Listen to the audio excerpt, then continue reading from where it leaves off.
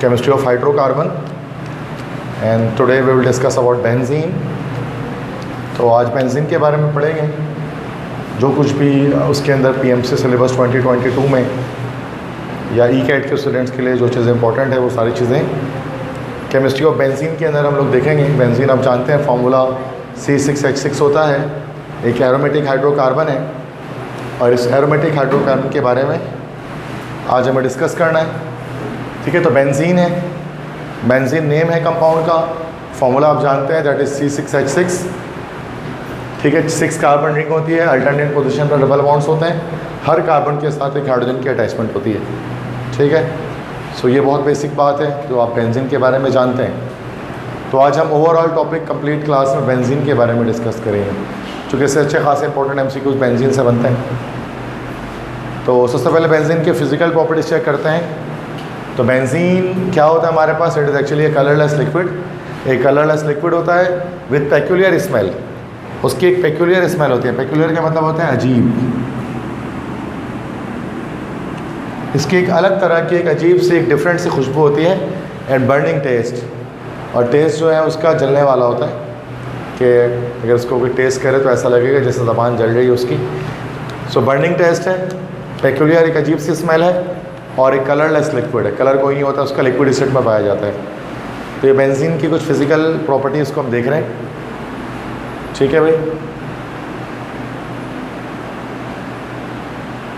Melting point benzene का 5.5 degree centigrade होता है, और बॉइलिंग पॉइंट होता है इसका 80.1 डिग्री सेंटीग्रेड या 80 डिग्री सेंटीग्रेड।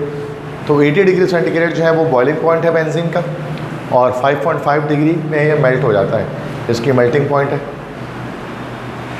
पानी में हल नहीं होता बेंजीन, क्योंकि बेंजीन आप जानते हैं कि बेंजीन हमारे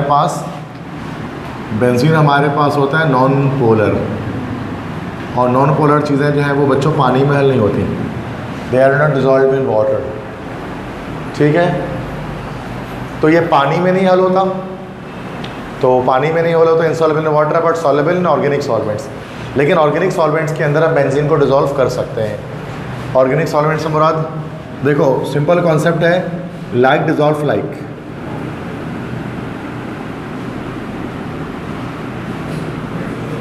लाइक डिज़ोल्व लाइक का मतलब ये होता है कि जो पोलर सॉल्यूट है, polar solute dissolves in polar solvent while non-polar solute dissolves in non-polar solvent। ये बेसिक रूल है, आप सब जानते होंगे।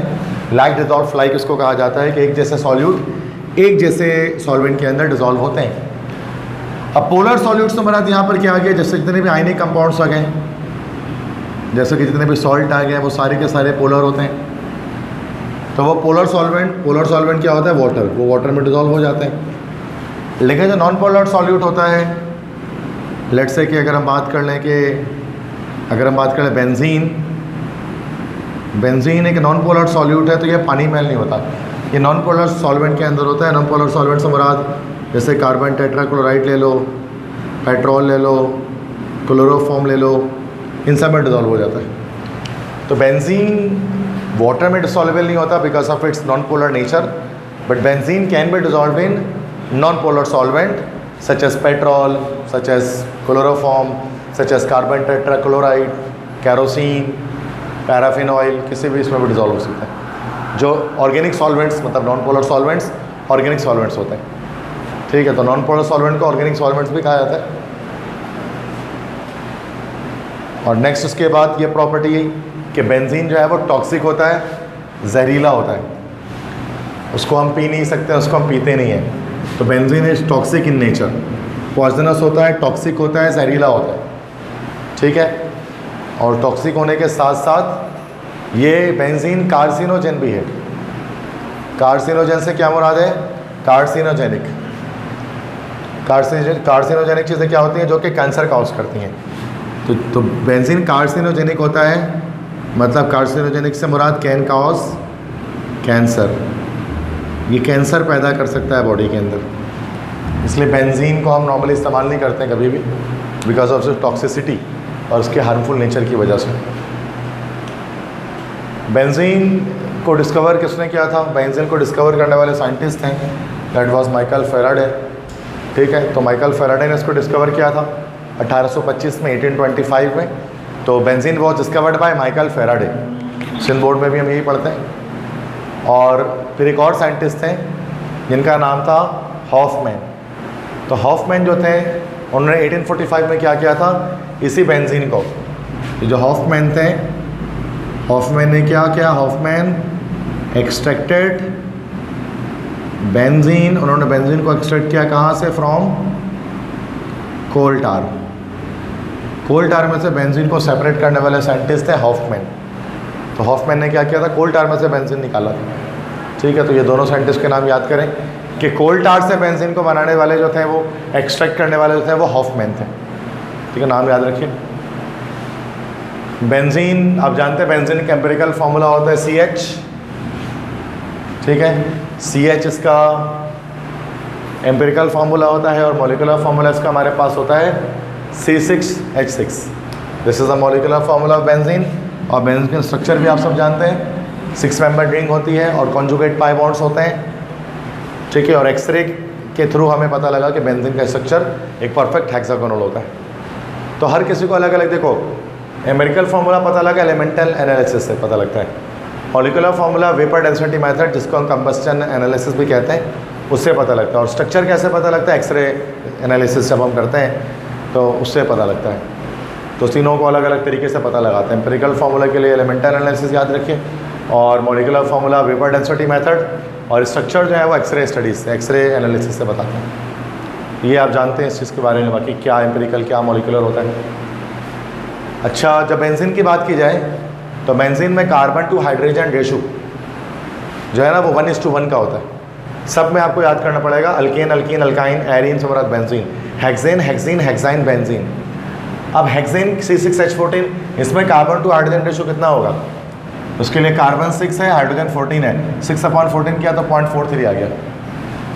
इसमें 6/12 करेंगे 0.5 आएगा, इसमें 6/10 करेंगे 0.6 आ जाएगा, और इसमें 6/6 करना पड़ेगा 1 आ जाएगा। तो 1:1 का रेशो अगर आप देख लो तो कार्बन और हाइड्रोजन के बीच में, बाकी सबसे ज़्यादा है ना। कार्बन टू हाइड्रोजन रेशो सबसे ज़्यादा आपके पास किस में होता है बच्चों? बेंजीन के अंदर होता है। बेंजीन में कार्बन ज़्यादा होता है बनिस्बत बाकी तमाम इसके रिस्पेक्टिव 6 कार्बन वाले अल्केन्स, अल्कीन्स, अल्काइन से देखा जाए तो। वो सामने सारी एनालिसिस मैंने की हुई है, बोर्ड पर आप देख सकते हैं। तो सबसे ज़्यादा कार्बन टू हाइड्रोजन रेशो आपको बेंजीन के अंदर मिलेगा, 1:1 का रेशो मिलेगा। इसी वजह से जब बेंजीन को जलाया जाता है, तो बेंजीन कैसे जलता है? एक सूटी फ्लेम के साथ। जब बेंजीन को आप जलाओगे तो बेंजीन जब जलेगा तो ब्लैक ब्लैक धुआं उसके अंदर से निकलेगा, इसको सूट जिसको हम कहते हैं, ब्लैक सूट के साथ जलेगा। तो सूटी फ्लेम के साथ जलेगा ये। तो benzene burns with sooty flame because of higher carbon to hydrogen ratio. क्योंकि कार्बन डाइऑक्साइड बहुत बड़ी तादाद में उसके अंदर पैदा हो रहा होगा, तो वो ब्लैकिश टाइप आएगा। तो कभी कभार बिना किसी, जैसे मीथेन को आप जलाओगे, मीथेन भी हाइड्रोकार्बन है, लेकिन वो सूटी फ्लेम के साथ नहीं चलेगा जो सुई गैस है घर पे, क्योंकि उसमें कार्बन टू हाइड्रोजन रेशो इतना ज़्यादा नहीं है। लेकिन बेंजीन में चूँकि carbon to hydrogen ratio maximum है, इस वजह से जब इसको जलाया जाता है तो huge amount of carbon dioxide की प्रोडक्शन होती है, जिसकी वजह से ज़्यादा फ्लेम प्रोड्यूस होता है, ज़्यादा धुआं प्रोड्यूस होता है। ठीक है, एरीन्स किसे कहा जाता है बच्चों? Alkyl benzenes. तो एरीन्स किसे कहते हैं? एरीन्स क्या होते हैं? एरीन्स बच्चों हमारे पास होते हैं अल्काइल बेंजीन।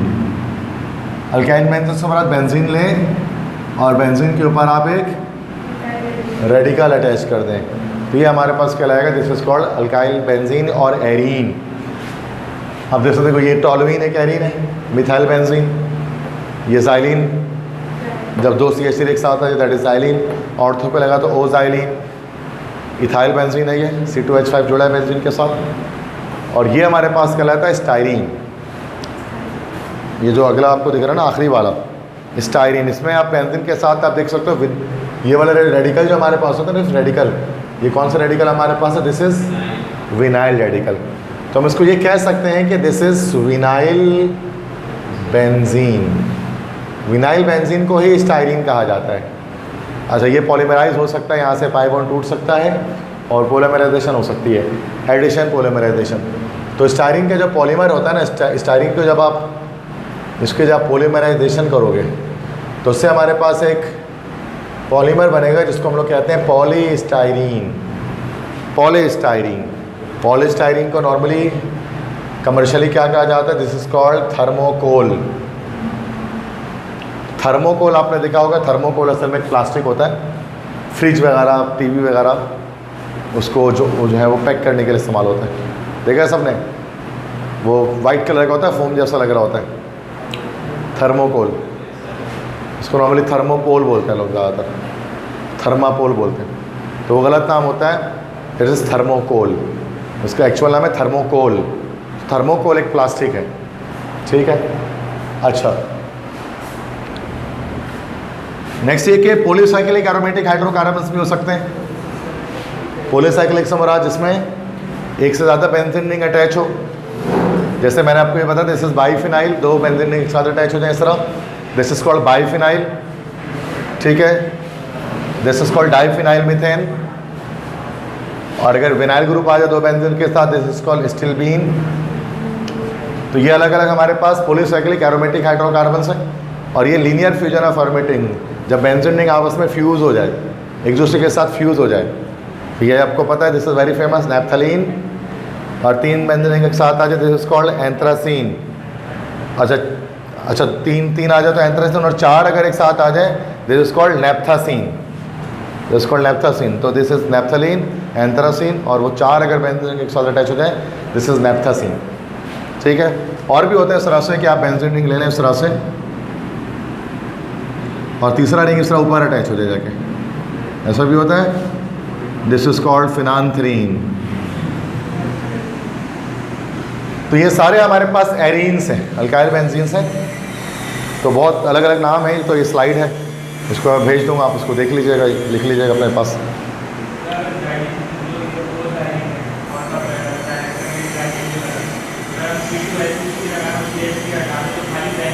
यस,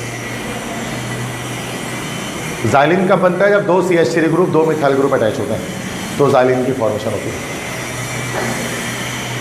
आगे समझ बात सबको? कॉमन नेम से सारे ये याद करने पड़ेंगे। अच्छा, जब हम atomic orbital treatment of benzene की बात करें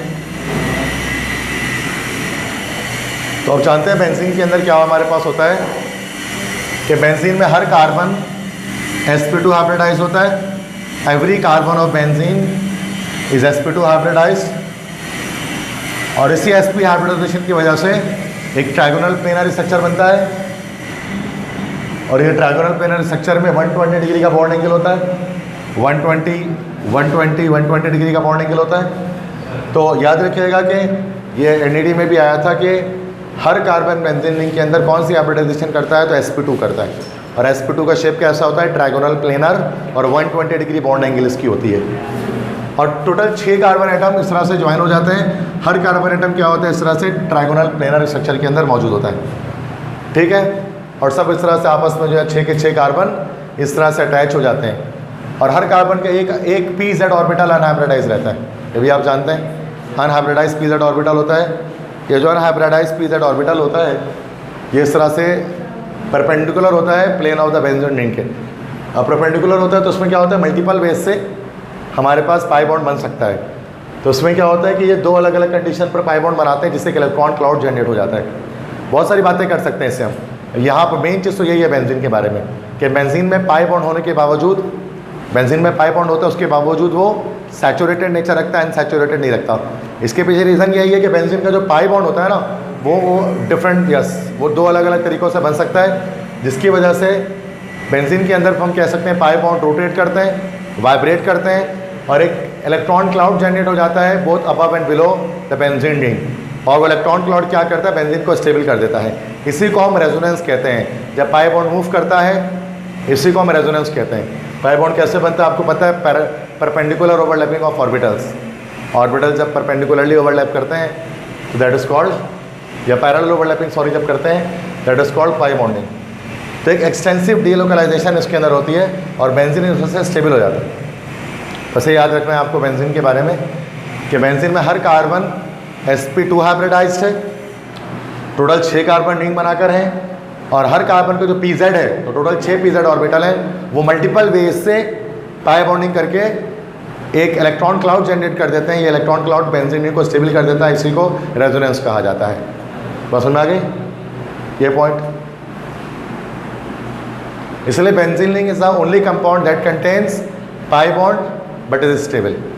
In spite of the presence of pi bond, benzene is a stable compound. It is not an unstable compound. तो रेजोनेंस या जिसको हम डीलोकलाइजेशन कहते हैं, जिसके अंदर पाई बॉन्ड रोटेट करता है, अभी अलग अलग तरह के स्ट्रक्चर्स इस वजह से बेंजीन के हमारे पास पॉसिबल होते हैं। ठीक है, अब उसको देखना है कि जो मुख्तलिफ साइंटिस्ट हैं उन्होंने मुख्तलिफ स्ट्रक्चर्स के बारे में बताया, ज़्यादा डिटेल में नहीं जाएंगे, कुछ बातें बेसिक्स हम देखते हैं, चूँकि आप एफएससी के स्टूडेंट्स नहीं हैं। तो मेजर पार्ट इसका कैक्यूल स्ट्रक्चर ने बताया था, वो इस तरह से हेक्सागोनल रिंग्स की सूरत में 40 और 40% तक अगर आप कोई सॉल्यूशन बेंजीन का लेते हैं तो उसमें 40% ये वाला होता है और 40% ये वाला होता है, बाकी 20% बच गए। अब वो 777% करके फेडरल बोर्ड बताती है कि वो that is called Dewar's structure. Dewar's structures हमारे पास होते हैं। डिवार्स साइंटिस्ट का नाम था, जैसे कैक्यूल है एक साइंटिस्ट का नाम था। तो डिवार्स स्ट्रक्चर माइनर पार्ट होता है, 1 2 3, ये 3 स्ट्रक्चर्स हैं। ये डिवार्स साइंटिस्ट ने बताया था इसकी बॉन्डिंग पैटर्न, दैट इज ये 777% होता है। कुल मिलाकर ये हमारा 100 या 101% हमारे पास हो जाते हैं।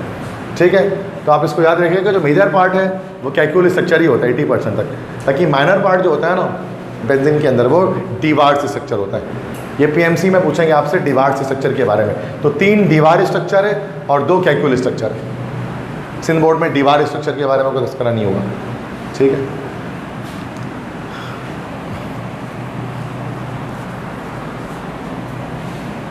ठीक है बच्चों, तो ये हमारे पास रेजोनेटिंग स्ट्रक्चर्स हमारे पास हो गए बेंजीन के। अब इस सब को मिलाकर एक सिंपल एक रिंग बना दी जाती है कभी कभार, इस तरह की रिंग है ना भाई, कि बेंजीन रिंग बनाते हैं और उस बेंजीन रिंग को इस तरह से, तो ये सारे के सारे ना रेजोनेंस स्ट्रक्चर्स है बेंजीन के। तो बेंजीन रेजोनेंस कर रहा है, कैनोनिकल स्ट्रक्चर भी कह सकते हैं, कंट्रीब्यूटिंग स्ट्रक्चर्स भी कह सकते हैं इनको बेंजीन के।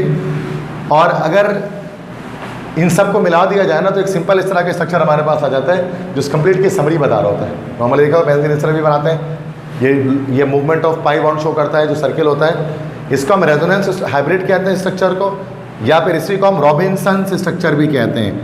साइंटिस्ट का नाम था रॉबिन्सन, जिसने बताया था। रॉबिन्सन स्ट्रक्चर ये वाला कहलाता है, रेजोनेंस स्ट्रक्चर या रॉबिन्सन स्ट्रक्चर ये वाला। ये कैक्यूल स्ट्रक्चर, वो डिवार स्ट्रक्चर। और एक सिंध बोर्ड में एक अलग से भी हमारे पास होता है, जिसका पंजाब बोर्ड में तस्करा नहीं किया जाता। इस तरह से भी आपने बेंजीन का स्ट्रक्चर देखा होगा, याद आ रहा है किसी को? ये कौन सा स्ट्रक्चर, किसका स्ट्रक्चर है?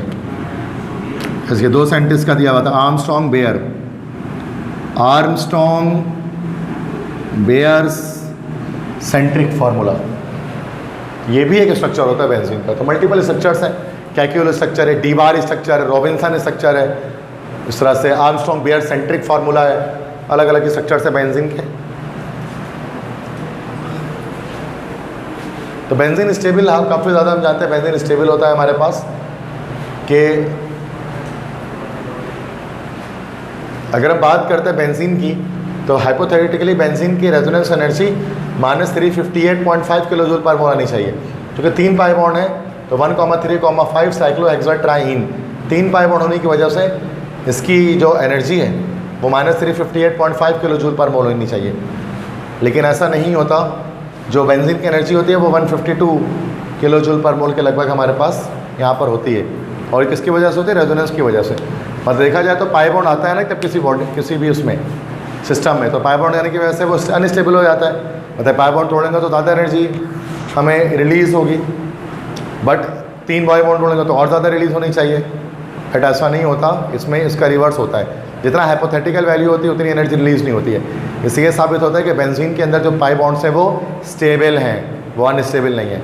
वो ग्राफ बाकी छोड़ दें, वो सिंध बोर्ड मतलब वो तो एफएससी के लिए है, ग्राफ की नीड नहीं है आपको, इसलिए मैं समझा नहीं रहा आपको ग्राफ अभी उसके अंदर क्या चीज़ है। अब बेंजीन के रिएक्शंस आप देख लें, हमारे पास वेरियस डिफरेंट रिएक्शंस है बेंजीन के।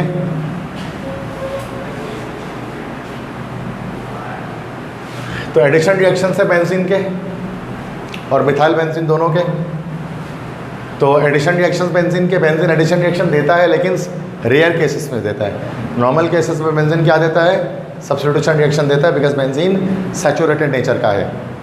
तो due to the saturated nature of benzene it gives substitution reaction instead of addition reaction, because वो सैचुरेटेड है, वो स्टेबल है, दैट्स वाई। एडिशन रिएक्शन भी दे सकता है but need severe vigorous condition, extreme condition पर एडिशन करेगा, नॉर्मल पे नहीं करेगा। At the cost of stability of benzene. उससे क्या होता है, जब एडिशन रिएक्शन होता है तो बेंजीन का जो रिंग है वो डिस्ट्रॉय हो जाता है, रिंग खत्म हो जाता है एडिशन रिएक्शन पर, पाई बॉन्ड सारे टूट जाते हैं। एडिशन रिएक्शन होता ही वही रिएक्शन, इसमें पाई बॉन्ड टूटता है, पाई बॉन्ड ब्रेक होता है। जैसे हाइड्रोजनेशन अगर हम कर लें, कैटालिटिक हाइड्रोजनेशन, उसमें क्या होगा, बेंजीन में हाइड्रोजन गैस को ऐड करवाएंगे, ये पाई बॉन्ड टूटेगा, हर एक जगह पर एक हाइड्रोजन अटैच होकर साइक्लोहेक्सेन बना लेगा। कल भी देखा था हमने, साइक्लोहेक्सानोल बना था फिनॉल से। या निकल कैटलिस्ट के प्रेजेंस रिएक्शन, निकल प्लैटिनम प्लेटियम में से कोई एक ले लो हाई टेम्परेचर पे, तो हाइड्रोजनेशन हो जाती है। इस तरह से टोलुइन की अगर हम हाइड्रोजनेशन करा दें, मिथाइल बेंजीन की,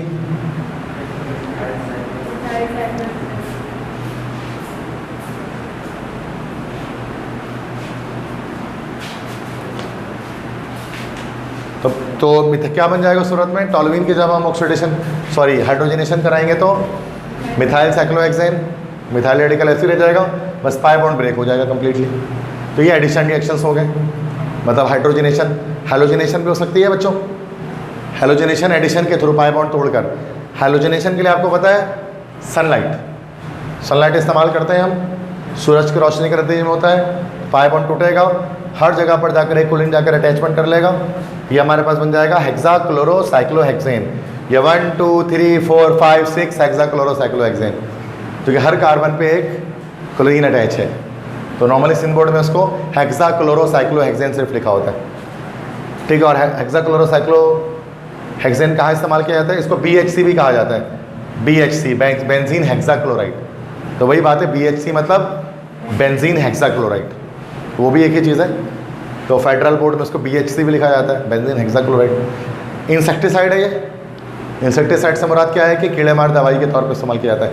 मोर्टीन वगैरह के स्प्रे होते हैं मच्छर मारने के, उसमें हेक्साक्लोरोसाइक्लोहेक्सेन डाला होता है। और एंटीलाइज शैम्पू जो होता है, मतलब जुई मारने के लिए जो शैम्पू वगैरह अलग होते हैं ना, एंटीलाइज शैम्पू, तो उसमें भी हेक्साक्लोरोसाइक्लोहेक्सेन डाला होता है। वो जो जुई वगैरह होते हैं, लाइसिस वगैरह, उनको किल कर देता है, जहरीला होता है, टॉक्सिक होता है उनके लिए। ये इसका इस्तेमाल है हेक्साक्लोरोसाइक्लोहेक्सेन का।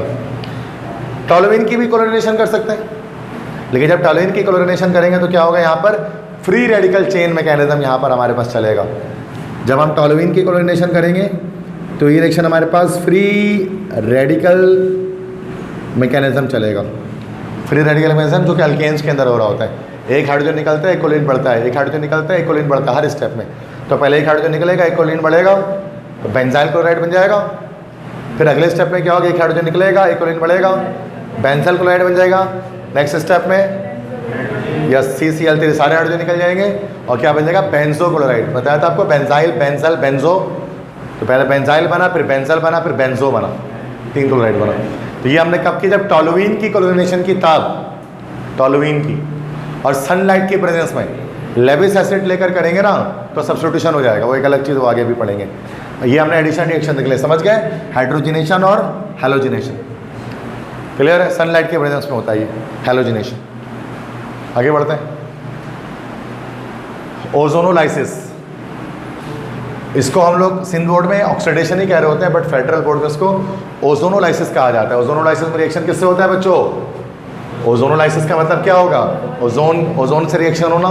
तो ओजोन का फॉर्मूला आप जानते हैं, O3 से रिएक्शन होगा। जब बेंजीन ओजोन से रिएक्शन करता है तो पहले हमारे पास बनाता है एक कंपाउंड, एक अनस्टेबल कंपाउंड बनाते हैं, ट्राईओजोनाइड। ये बेंजीन ट्राईओजोनाइड जिसको हम कह सकते हैं, ये कंपाउंड हमारे पास बनता है। इसका काफ़ी कॉम्प्लेक्स स्ट्रक्चर होता है, इसलिए इसको बनाते ही नहीं है। इस तरह का स्ट्रक्चर होता है ये। अगर आप इसको बनाओगे ना तो उसका स्ट्रक्चर इस तरह से आएगा, ऑक्सीजन ऑक्सीजन ऑक्सीजन, फिर इस तरह से ऑक्सीजन ऑक्सीजन ऑक्सीजन, फिर यहाँ से oxygen oxygen oxygen.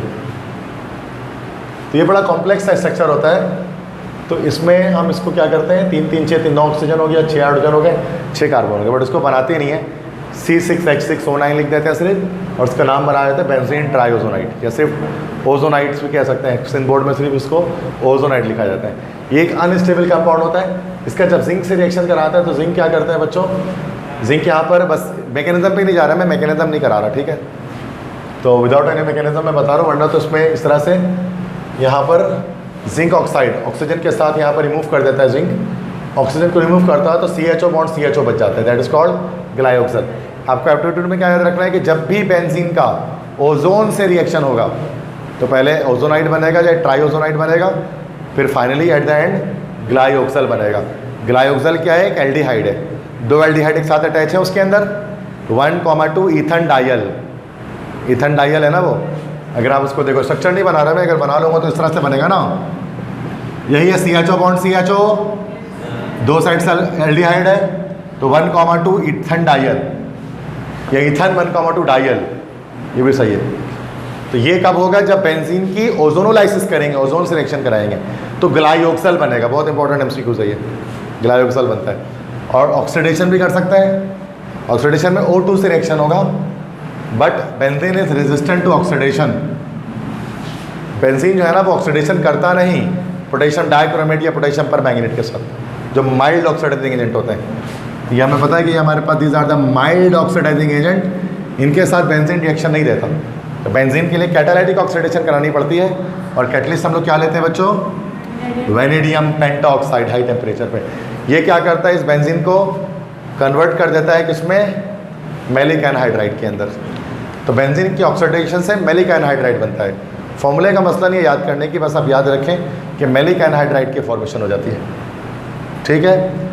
Maleic anhydride किसका, हर एक एसिड है जिसका एनहाइड्राइड होगा, कौन सा एसिड का एनहाइड्राइड है, ये मैलिक एसिड का, तो मैलिक एसिड का ये एनहाइड्राइड है, इससे उसको मैलिक एनहाइड्राइड कहा जा रहा है। अब मैलिक एसिड किस में कहाँ मौजूद होता है भाई, एप्पल सेब के अंदर, नेचर में एप्पल के अंदर, सेब के अंदर मैलिक एसिड मौजूद होता है, ठीक है। तो यहाँ पर ओजोन से रिएक्शन किया और ऑक्सीजन गैस से किया, ओजोन से ग्लाइकोल बनता है, ऑक्सीजन गैस से रिएक्शन करने पर मैलिक एनहाइड्राइड की फॉर्मेशन होती है, ठीक है बच्चों, डन। स्ट्रक्चर नहीं याद रखना है, वो जो रिएक्शन करना नहीं है आपको, आपको नाम पता होना चाहिए क्या चीज़ बन रही है, बस। अच्छा, एरीन्स की अगर हम ऑक्सीडेशन कर दें, अगर हम एरीन्स की ऑक्सीडेशन कर दें, एरीन्स से हमारा अल्काइल बेंजीन की, so this is alkyl benzene. जब हम इसकी ऑक्सीडेशन करेंगे इन the presence of potassium permanganate, तो क्या होगा, ये R जो है वो कन्वर्ट किस में हो जाएगा, COOH में।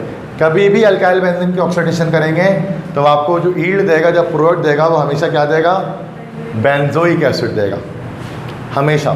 जैसे आपने टॉलुइन लिया, ऑक्सीडेशन करें, क्या बना, बना बेंजोइक एसिड। अब कोई दूसरा भी ले सकते हैं आप, जरूरी नहीं है कि आप यही लें, आप मिथाइल बेंजीन के अलावा आप इथाइल बेंजीन ले लें, उसकी भी ऑक्सीडेशन कराएं, तो इथाइल बेंजीन की ऑक्सीडेशन करने पर भी यही बनेगा। ये हमारे पास है आइसोप्रोपाइल बेंजीन, जिसको हम लोग क्यूमीन भी कहते हैं, आइसोप्रोपाइल बेंजीन या आइसोप्रोपाइल बेंजीन है, सेकंड कार्बन से अटैच्ड है, आइसोप्रोपाइल बेंजीन या क्यूमीन। इससे भी हमारे पास क्या बनेगा बच्चों, बेंजोइक एसिड बनेगा ऑक्सीडेशन कराने पर। इस तरह से बेंजाइलिक ग्रुप कहीं पर भी होगा ना, मतलब लाइक कोई भी अगर आप जो है वो एरीन लेते हैं, अल्काइल बेंजीन लेते हैं, उस केस में हमारे पास हमेशा बेंजीन बनता है। अब वो डिपेंड करते हैं, रेडिकल यहाँ पर कोई भी हो सकता है, मीथेन, इथेन, प्रोपाइल, ब्यूटाइल, कोई भी रेडिकल है, क्लियर है। ये ऑक्सीडेशन फिर कर रहे हैं, बट किसकी ऑक्सीडेशन है, ये अल्काइल बेंजीन्स की या एरीन्स की, ठीक है बच्चों, सही है, समझ में आ गया सबको।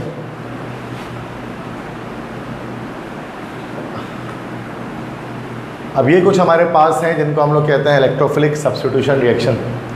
आई थिंक ये थोड़ा सा ऊपर से कट गया वो, चलो कोई बात नहीं। तो ये हमारे पास अब कुछ रिएक्शंस आ रहे हैं,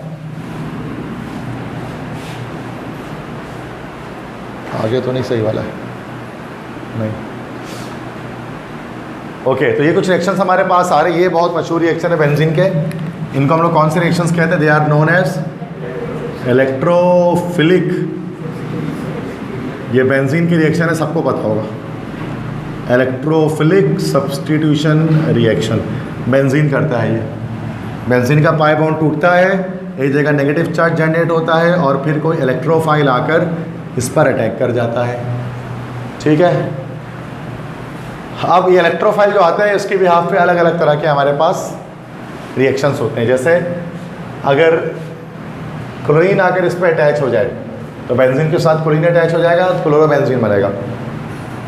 अगर नाइट्रिक एसिड से रिएक्शन करा दो इन the presence of sulphuric acid, अच्छा यहाँ पर Cl2 से करा रहे हैं इन the presence of Lewis acid AlCl3, ऐसे ही होगा ना। और नाइट्रिक एसिड के साथ इन the presence of sulphuric acid कराओगे तो नाइट्रोबेंजीन बनेगा। इस तरह से अगर आप सल्फर ट्राइऑक्साइड के साथ कराओगे इन the presence of sulphuric acid तो बेंजीन सल्फोनिक एसिड बनेगा, सल्फोनेशन जिसको हम कहते हैं बेंजीन की। इस तरह से अगर आप अल्काइल हैलाइड के साथ रिएक्शन कराते हैं, मतलब मान लो मिथाइल क्लोराइड के साथ इन the presence of Lewis acid, ये लेविस एसिड होता है AlCl3। लेविस एसिड मतलब इलेक्ट्रॉन पेयर क्या, डोनर नहीं एक्सेप्टर, डोनर तो बेस हो जाएगा, electron pair acceptor, aluminium electron pair खींच सकता है ना भाई, इनकम्प्लीट ऑक्टेट होता है, दैट्स वाई। तो यहाँ पर क्या होगा कि इधर पर जब बेंजीन CH3Cl से रिएक्शन करेगा इन द प्रेजेंस ऑफ AlCl3 तो टोलुइन बनेगा। अच्छा, यहाँ पर रेडिकल को चेंज करके हम अलग अलग और एडियंस बना सकते हैं। इसको भी एक मशहूर नाम कहा जाता है फ्रीडल क्राफ्ट अल्काइलेशन। ये फ्रीडल क्राफ्ट रिएक्शन है, फ्रीडल क्राफ्ट अल्काइलेशन, सुना होगा आपने इसका नाम, ये सब इंटर में था। फ्रीडल दो साइंटिस्ट हैं, फ्रीडल क्राफ्ट अल्काइलेशन, कोई भी अल्काइल ग्रुप जुड़ सकता है इसके अंदर है। और ये एसिटाइल क्लोराइड अगर आप ले लें इन the presence of Lewis acid तो एसिटाइल ग्रुप जाकर अटैच हो जाता है बेंजीन के साथ, क्या कंपाउंड बनता है एसोटियोफिनोन। ये भी एक फ्रीडल क्राफ्ट रिएक्शन, इसको क्या बोलते हैं, यस फ्रीडल क्राफ्ट असाइलेशन। तो बच्चों ये 5 तरह के हमारे पास इलेक्ट्रोफिलिक सब्स्टिट्यूशन रिएक्शन होते हैं। It is halogenation, nitration, sulphonation, Friedel Crafts alkylation और फ्रीडल क्राफ्ट असाइलेशन। ठीक है, अब इसको और डिटेल में समझना है अगर तो नेक्स्ट स्लाइड आते हैं। देखो उसको दोबारा और डिटेल में मैंने यहाँ पर बता दिया नेक्स्ट स्लाइड में।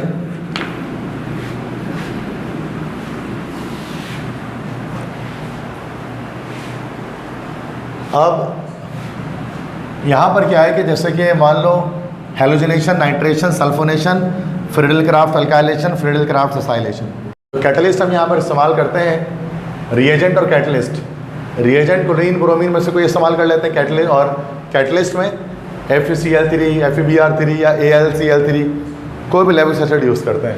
इलेक्ट्रोफाइल Cl+ या Br+ जनरेट होता है इसके अंदर। ये मैकेनिज्म नहीं बता रहा, पूरा ना आएगा, सिर्फ आपको बेसिक पॉइंट याद रखें, रिवाइज करवा रहा हूँ जस्ट।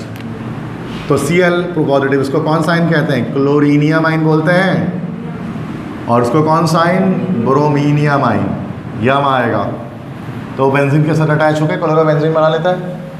नाइट्रेशन में क्या करता है, नाइट्रिक एसिड और सल्फ्यूरिक एसिड का मिक्सर इस्तेमाल करते हैं। नाइट्रिक एसिड रिएजेंट होता है, सल्फ्यूरिक एसिड कैटलिस्ट होता है, और निकालता है NO2+। NO2+ कौन सा आयन, नाइट्रोनियम आयन। और नाइट्रोमेन आयन जब बेंजीन से अटैच होता है तो कौन सा बेंजीन बनता है, नाइट्रोबेंजीन। सल्फोनेशन, इसमें कंसंट्रेटेड सल्फ्यूरिक एसिड या फ्यूमिंग सल्फ्यूरिक एसिड इस्तेमाल करते हैं। फ्यूमिंग सल्फ्यूरिक एसिड वो होता है जिसके अंदर से SO3 गैस के फ्यूम्स निकलते हैं, that is called fuming sulphuric acid या कंसंट्रेटेड सल्फ्यूरिक एसिड। वही SO3 का जो फ्यूम निकलता है वो SO3H के साथ अटैच होकर, मैकेनिज्म में अगर आप देखोगे तो SO3H+ बनता है। ये SO3H+ साइन में कन्वर्ट हो जाता है। कौन साइन कहलाता है हमारे पास, this is called sulphonium ion. ये सल्फोनियम आयन बेंजीन से अटैच करके बेंजीन सल्फोनिक एसिड बना लेता है। फ्रीडल क्राफ्ट अल्काइलेशन में हम लेते हैं कोई alkyl halide in the presence of a Lewis acid. Alkyl halide क्या करता है, CH3+ जनरेट करता है, कार्बोकेटाइनिक जनरेट करता है, वो जाकर बेंजीन से अटैच करता है, टोलुइन बना लेता है। फ्रीडल क्राफ्ट असाइलेशन में एसिटाइल क्लोराइड यूज़ करते हैं, लेविस एसिड यूज़ करते हैं कैटलिस्ट के तौर पे। Acetyl chloride CH3C double bond हो, ये ग्रुप निकालते हैं, ये ग्रुप बेंजीन के साथ अटैच होकर क्या बना लेता है, एसिटोफिनोन। जो आगे एकदम सही से हिफ्स कर लेना, घोल के पी जाना इस चीज़ को, तो मतलब तावीज़ है ये, इसको घोल के पी जाना वाला साहब है, क्योंकि ये लाजमी इलेक्ट्रोफिलिक सब्स्टिट्यूशन रिएक्शन सवाल करते हैं 100%। एक ना एक सवाल करते हैं इलेक्ट्रोफिलिक सब्स्टिट्यूशन से, क्योंकि बहुत मेन टॉपिक है बेंजीन का। बेंजीन के कैरेक्टरिस्टिक रिएक्शंस हैं, है ना भाई। पढ़ा होगा आपने इंटर में, सबको याद है कुछ ना कुछ ऐसा पढ़ा तो था, है ना भाई। और सबसे ज़्यादा इसी को पढ़ा था, बाकी सब भी था लेकिन सबसे ज़्यादा इसी को पढ़ते थे, क्योंकि हमें वो पता होता कि ये आएगा पेपर में, एक ना एक मैकेनिज्म आया भी था। अच्छा, सिंपल मैकेनिज्म की बात करें, वैसे तो 3 स्टेप्स होते हैं यहाँ पर। एक स्टेप हटा दिया जाता है फेडरल बोर्ड के अंदर से, ये पंजाब बोर्ड में 2 स्टेप दिखाए जाते हैं, हम लोग सिंध बोर्ड में 3 स्टेप करते हैं। मतलब हम लोग फॉर्मेशन ऑफ इलेक्ट्रोफाइल को एक अलग स्टेप शो करते हैं ना, तो यहाँ फॉर्मेशन ऑफ इलेक्ट्रोफाइल को अगले स्टेप से शो नहीं किया जा सकता, बस पहले directly attack of electrophile show कर दे रहे। पाई बॉन्ड टूटेगा, इलेक्ट्रोफाइल अटैक करेगा, एरिनियम आयन बन जाएगा, इसी को सिग्मा कॉम्प्लेक्स भी कहा जाता है, पॉजिटिव चार्ज जनरेट हो जाता है बेंजीन के अंदर। फिर होती है रेजोनेंस, है ना, बॉन्ड घूमता है और डीप्रोटोनेशन हो जाती है। डीप्रोटोनेशन का मतलब removal of proton, removal of proton. Proton H+ होता है भाई, H+ प्रोटॉन ही होता है ना भाई। H+ के पास सिर्फ एक प्रोटॉन होता है और कुछ नहीं होता, क्योंकि हाइड्रोजन के पास एक प्रोटॉन एक इलेक्ट्रॉन होता है। उससे अगर ये हाइड्रोजन है ना भाई, ये रहा एक प्रोटॉन, ये H है, H मैंने ड्रॉ किया ये। अब इसका H+ का क्या मतलब है, क्या बचा, एक प्रोटॉन बचा ना सिर्फ, तो हम कह सकते हैं H+ and proton are same thing in chemistry. Chemistry में जो H+ है वही प्रोटॉन है। तो डीप्रोटोनेशन का मतलब रिमूवल ऑफ H+। H+ एक प्रोटॉन ही होगा और क्या होगा। तो ये H+ क्या होता है बच्चों, रिमूव हो जाता है ना, बेस जो बनता है उसके साथ है नेगेटिव न्यूक्लियोफाइल जिसको हम कहते हैं ना, तो न्यूक्लियोफाइल के साथ बॉन्ड बना लेता है और यहाँ पर हमारा प्रोडक्ट फॉर्म हो जाता है। याद है सबको मैकेनिज्म ये वाला। ये हमारा सेकंड और थर्ड स्टेप है सिंध बोर्ड का। ये सेकंड स्टेप में अटैक होता है, फिर रेजोनेंस होती है, ये सब यहाँ पे शो नहीं किया गया, ज़रूरत नहीं है उसकी। और लास्ट स्टेप में रिमूवल ऑफ H+ होता है, और H+ न्यूक्लियोफाइल के साथ अटैक कर जाता है और प्रोडक्ट फॉर्म हो जाता है। क्लियर है।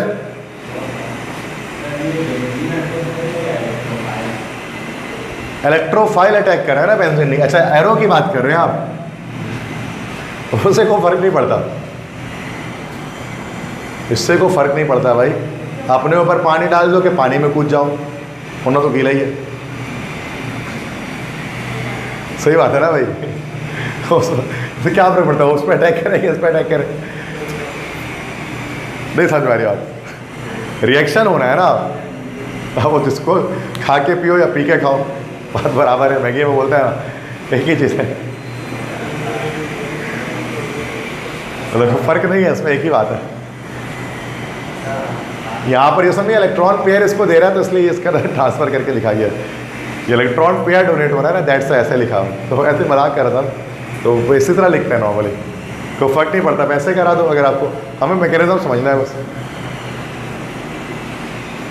अच्छा, ये जो हमारे पास होता है, ये जो आयन हमारे पास जनरेट होता है, प्लस आयन जब बेंजीन पे लग जाता है, तो उसको हम लोग क्या बोलते हैं, सिग्मा कॉम्प्लेक्स कहते हैं सिंध बोर्ड में। इसी को एरिनियम आयन कहा जाता है, इसी को बेंजीनोनियम आयन भी कहा जाता है, इसी को साइक्लोहेक्साडाइइनाइल कार्बोकेटाइन। ये आप छोड़ दें इस नाम को, इसको छोड़ दें फिलहाल, ये 3 नाम याद रखें, ठीक है, तो मुश्किल नाम हो जाएगा वो आपके लिए। तो सिग्मा कॉम्प्लेक्स या एरिनियम आयन या बेंजीनोनियम आयन, ये तीनों एक ही चीज़ हैं। तो इट हैज़ 3 रेजोनेंस स्ट्रक्चर और उसके 3 रेजोनेटिंग स्ट्रक्चर होते हैं। ये हम सिंध बोर्ड में बनाते हैं ना, जब पाई बॉन्ड घुमाते हैं। अब तो 3 रेजोनेटिंग, तो सिग्मा कॉम्प्लेक्स के 3 ही स्ट्रक्चर में हम पाई बॉन्ड घुमा रहे होते हैं। तो बस आप नंबर याद रखिए कि सिग्मा कॉम्प्लेक्स के रेजोनेटिंग स्ट्रक्चर्स कितने हैं, तो 3 रेजोनेटिंग स्ट्रक्चर हैं। जब प्लस चार्ज घूम रहा होता है, याद आ रहा है आपको, है ना, को पाई बॉन्ड को रोटेशन करवाते हैं, घुमाते हैं, 3 ही स्ट्रक्चर बना देते हैं रेजोनेंस। तो इट हैज़ 3 रेजोनेंस स्ट्रक्चर। बस नंबर याद करें, कैसे बन रहा है ये छोड़ दें उसको। और एरिनियम आयन के बारे में कुछ पॉइंट्स MD कैट के हवाले से भी याद रखें। क्या एरिनियम आयन हमारे पास नॉन एरोमेटिक होता है। नॉन एरोमेटिक क्यों, चूँकि एरोमेटिक के रूल्स को फॉलो नहीं कर, मैंने आपको क्या बताया था चैप्टर 6 के अंदर, कि जब भी एरोमेटिसिटी आएगी sp3 हाइब्रिडाइजेशन नहीं होनी चाहिए, सारी sp2 होनी चाहिए। लेकिन यहाँ पर जो कार्बन है वो कार्बन sp3 हाइब्रिडाइज है, तब उधर को 4 बॉन्ड बन रहा है ना, टेट्राहेड्रल ज्योमेट्री, तो ये sp3 है, टेट्राहेड्रल है, तो इसलिए नॉन एरोमेटिक है। Carbon having substituent is chiral, और यहाँ पर जो कार्बन होता है सब्स्टिट्यूएंट अगर अटैच हो जाए कोई, तो कायरल कार्बन भी है ये। देखो यहाँ से ये एक ग्रुप से अटैच है, यहाँ हाइड्रोजन है, यहाँ पॉजिटिवली चार्ज कार्बन से, यहाँ सिंगल कार्बन से सिर्फ अटैच है। तो कायरल कार्बन है यहाँ पर, ये वाला जो कार्बन होगा ये कार्बन कायरल होगा, तो ऑप्टिकल आइसोमेरिज्म पाई जाएगी उसके अंदर, बताया था ऑप्टिकल आइसोमेरिज्म में। इन इंटरमीडिएट नॉट टी एस, ये ट्रांजिशन स्टेट नहीं होती, ये एक इंटरमीडिएट होता है, रिएक्शन इंटरमीडिएट, जैसे कार्बोकेटाइन बनता है ना अल्कीन्स वगैरह के अंदर कार्बोकेटाइन, बिल्कुल वैसे ही जो बेंजीन है उसमें एक इंटरमीडिएट हमारा जो स्टैब्लिश होता है वो हमारा that is called sigma complex या एरिनियामाइन। तो कुछ एमसीक्यूज़ का पॉइंट एमडीकैट में पूछ लेते हैं, तो मैं बता दे रहा हूँ, ये सब याद रखें। यू नीड टू रिमेंबर, जो मैं लिख रहा हूँ, जो मैं बता रहा हूँ उसको लाजमी याद रखना है। किताब में क्या लिखा, फेडरल में क्या लिखा, पंजाब में क्या लिखा, नोट्स में क्या लिखा, कोई फ़र्क नहीं पड़ता इससे। फ़र्क इससे पड़ता है मैं क्या बता रहा हूँ, वो याद रखें बस, ठीक है। बाकी ना उसको ना ज़्यादा करें ना उसको कम करें, उतना याद रखें, ठीक है। उसमें आप चॉइसेस नहीं निकालें। आखिरी पॉइंट है इसके अंदर कि दैट इज़ के बेंजीन की यहाँ पर हमारे पास दैट इज़ कॉल्ड के ओरिएंटेशन, दैट इज़ कॉल्ड के रिएक्टिविटी इन इलेक्ट्रोफिलिक सब्स्टिट्यूशन। देखो ओरिएंटेशन के भी टॉपिक हमारे पास होता है, we have another topic like that is the orientation, ठीक है। तो ओरिएंटेशन या रिएक्टिविटी इलेक्ट्रोफिलिक सब्स्टिट्यूशन में इसको समझना है। बेंजीन रिंग के साथ अगर कोई ग्रुप अटैच हो जाता है तो वो बेंजीन रिंग में दो तरह से अफेक्ट कर रहा होता है, पढ़ा था ओरिएंटेशन इन बेंजीन का भी, effect of an electrophile on mono substituted benzene. तो दो तरह के इफेक्ट डालते हैं, ओरिएंटेशन ऑफ अपकमिंग इलेक्ट्रोफाइल और दूसरा रिएक्टिविटी में फ़र्क डालते हैं, ठीक है। तो एक तो ये होता है कि बेंजीन के साथ ग्रुप अटैच जैसे हो जाता है तो तीन तरह के हमारे पास पोजीशंस बन जाती हैं, ये 1 2 3 4 5 6। ये सेकंड 2 और 6 पोजीशन कौन सी पोजीशन कहलाती है, ऑर्थो। 3 और 5 मेटा और 4th पोजीशन पैरा पोजीशन कहलाती है, ठीक है। तो अब हमारे पास डिफरेंट इलेक्ट्रोफाइल होते हैं जो बेंजीन रिंग जो कि आने वाले ग्रुप को डिफरेंट जगहों पर ओरिएंट करते हैं, जैसे ऑर्थो पैरा डायरेक्टर्स होते हैं, मेटा डायरेक्टर्स होते हैं। मान लो कि बेंजीन लिया हमने और बेंजीन के साथ हमने OH लगा दिया। अब OH हमारे पास कौन सा डायरेक्टर है, सबसे पहले तो ये देखो, सबसे इसमें देख लो कि yes loan pair of electron से मैंने बताया था, याद रखें आप लोग कि यहाँ पर लोन पेयर ऑफ इलेक्ट्रॉन है ऑक्सीजन के पास, तो मतलब ये इलेक्ट्रॉन पेयर दे सकता है OH बेंजीन को, तो कल बताया था आपको मैंने। तो ये हमारे पास जो OH ग्रुप हो गया, ये पहली बात तो एक्टिवेटिंग ग्रुप हो गया। एक्टिवेटिंग ग्रुप से मुराद ये कि बेंजीन को क्या कर सकता है, ये मोर रिएक्टिव कर देता है। और एक्टिवेटिंग ग्रुप सारे क्या होते हैं, कौन से directors, ortho para directors, except chlorine. सिर्फ एक पंगा इसके अंदर है, वो पंगा किसका है, हैलोजेंस का है। हैलोजेंस का है, हैलोजेंस वाहिद हैं जो डीएक्टिवेटिंग ग्रुप होते हैं, लेकिन डीएक्टिवेटिंग ग्रुप होने के बावजूद कौन से डायरेक्टर होते हैं, भले वीकली डीएक्टिवेटिंग ग्रुप होते हैं, बहुत ज़्यादा स्ट्रांगली डीएक्टिवेटिंग नहीं होते, वीकली डीएक्टिवेटिंग ग्रुप्स होते हैं हैलोजेंस, लेकिन उसके बावजूद ऑर्थो पर डायरेक्टर होते हैं। चूँकि अब डीएक्टिवेटिंग किस वजह से होते हैं, इंडक्टिव इफेक्ट की वजह से, इंडक्टिव इफेक्ट की वजह से डीएक्टिवेटिंग होते हैं। चूँकि आप जाहिर से बात है हैलोजन है, ज़्यादा इलेक्ट्रोनेगेटिव है तो इलेक्ट्रॉन पेयर खींच लेगा बेंजीन से, बेंजीन इलेक्ट्रॉन डीएक्टिवेट कर देगा। और इनके पास लोन पेयर होता भी है, तो लोन पेयर को डोनेट करके बेंजीन तो ऑर्थो पैरा डायरेक्टर भी बन सकते हैं फिर ये, इसलिए दोनों कंडीशन करते हैं। हाई इलेक्ट्रोनेगेटिविटी की वजह से डीएक्टिवेटिंग है और लोन पेयर ऑफ इलेक्ट्रॉन के होने की वजह से ऑर्थो पैरा डायरेक्टर है। वाहिद एक्सेप्शन है, वरना हर activating group ortho para director है और हर डीएक्टिवेटिंग ग्रुप मेटा डायरेक्टर है, सिवाय हैलोजन के। हैलोजन याद हो गया तो सब ऐसे ही याद हो जाएगा। हैलोजन में फंसते हैं बच्चे से नॉर्मली, वो कॉन्सेप्ट फालूदा हो जाता है। हैलोजन आता है, कॉन्सेप्ट सारा उलट पुलट करके चला जाता है, तो ये मसला है। इसलिए हैलोजन को अब मैं पहले ही बता देता साइड से अलग से, टॉपिक बताने से पहले ही। तो ये बेंजीन रिंग को ज़्यादा रिएक्टिव बना देगा। फिर ऑर्थो पैरा डायरेक्टर भी है, अगर नाइट्रेशन करेंगे तो NO2+ ग्रुप निकलेगा ना, यहाँ से निकलेगा बच्चों NO2+, नाइट्रोनियम आयन, ये जाकर कहाँ अटैक करेगा, ऑर्थो और पैरा पर। एक ऑर्थो पे बनेगा और एक पैरा पर बनेगा, आगे बात समझ में। तो OH ग्रुप इस तरह से ऑर्थो पैरा डायरेक्टर हुआ। और रेट ऑफ रिएक्शन, अच्छा रेट ऑफ रिएक्शन से मुराद यहाँ पर पहले आप सिर्फ बेंजीन देख लो, इस वाले रिएक्शन को देख लो कि बेंजीन के नाइट्रेशन की नाइट्रोबेंजीन बन गया, इसका रेट मान लो 1 है, इसका रेट मान लेते हैं 1 है, तो उसका जो रेट होता है हमारे पास वो कितना है 1000 टाइम्स फास्टर रिएक्शन है इससे, मतलब बेंजीन से 1000 गुना ज़्यादा फास्ट रिएक्शन कौन करता है भाई, फिनॉल करता है, बिकॉज OH एक एक्टिवेटिंग ग्रुप है, एक्टिवेटिंग ग्रुप है। बात समझ में आ गई। अब इसी तरह से देख लो CH3 ग्रुप, CH3 ग्रुप भी हमारे पास एक्टिवेटिंग ग्रुप में ही आता है, अगरचे CH3 ग्रुप के पास लोन पेयर ऑफ इलेक्ट्रॉन नहीं होता। अगर आप ये देखें लाइक बेंजीन रिंग ले लें, फिर कार्बन ले लें और 3 तरफ हाइड्रोजन ले लें CH3, अब क्या कार्बन के पास लोन पेयर ऑफ इलेक्ट्रॉन है इसमें? नहीं है। तो कार्बन तो लोन पेयर नहीं है तो लोन पेयर तो दे नहीं सकता ये, तो उसको तो डीएक्टिवेटिंग ग्रुप होना चाहिए, लेकिन ऐसा नहीं होता, ये भी लोन पेयर देता है।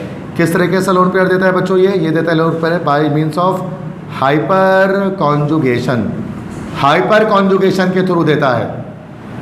एक होता है इंडक्टिव इफेक्ट, जैसा होता है ना, इंडक्टिव इफेक्ट एक इलेक्ट्रॉन डिस्प्लेसमेंट इफेक्ट है, वैसे ही हाइपर कॉन्जुगेशन एक इलेक्ट्रॉन डिस्प्लेसमेंट इफेक्ट है।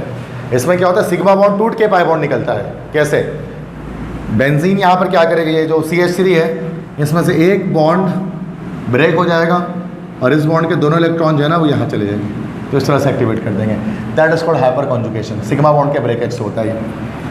तो इस वजह से हमारा CH3 भी एक्टिवेटिंग ग्रुप है, और एक्टिवेटिंग ग्रुप होता है ऑर्थो पैरा डायरेक्टर है, तो आने वाले इलेक्ट्रोफाइल को NO2 को ऑर्थो और पैरा पोजिशन पर शिफ्ट करेगा। लेकिन ये इतना ज़्यादा एक्टिवेटिंग नहीं है, इतना ज़्यादा एक्टिवेटिंग ये हमारा OH है।